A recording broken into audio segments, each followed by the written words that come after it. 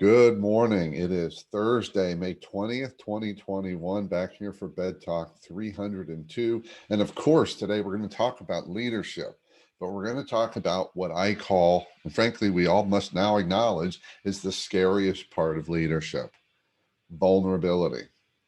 Think about this. How can you lead in a way that doesn't really exist? Apparently, that's what we're being asked to do, even by me, because I'm a believer in vulnerability and leadership when we're encouraged to lead with vulnerability. And I say this because I was thinking about it last night and did a little homework and found out there's actually no word or definition that matches vulnerable or vulnerability the way we look at it in leadership. Or maybe it is. So there's some definitions, but they're not encouraging. Here's some of those that I found. So according to the Cambridge Dictionary, vulnerable means able to be easily, physically, emotionally, or mentally hurt, influenced, or attacked. So not only are these really horrible things, but it's easily these bad things can happen. Cambridge Dictionary, vulnerability, the quality of being vulnerable, obviously able to be easily hurt, influenced, or attacked, or something that is vulnerable. So I said, let me try Merriam-Webster. Vulnerable, capable of being physically or emotionally wounded, or open to attack or damage. I also looked up the origins of the word vulnerable, and it's about being wounded. So I found some hope. I thought there was some hope in dictionary.com. I guess we could argue the most possibly modernized, maybe.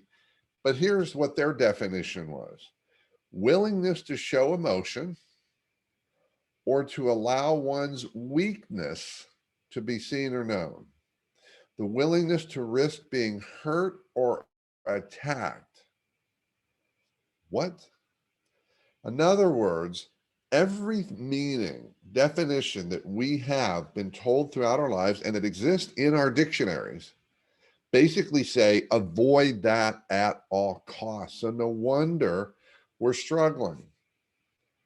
So these dictionary definitions not only don't encourage vulnerability, but they make it so terrifying and something that we need to avoid.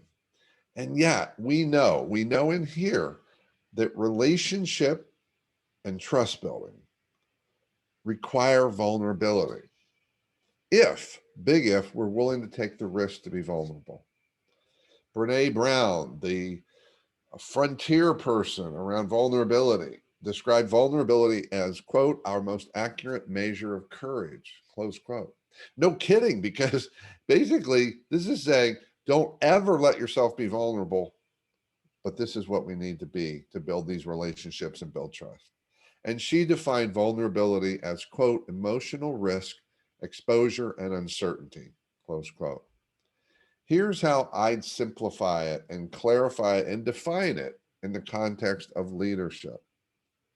Vulnerability is consciously taking the risk of exposing your humanness. Let me say that again. Vulnerability is consciously taking the risk of exposing your humanness. In that statement, we see why vulnerability is so powerful and critical to build trust, to build good relationships, for strong communication. So here's the deal. Yes, vulnerability is risky, and leadership is risky, whether it's personal leadership, professional leadership, positional leadership. And that is the critical leadership reality. And here we go.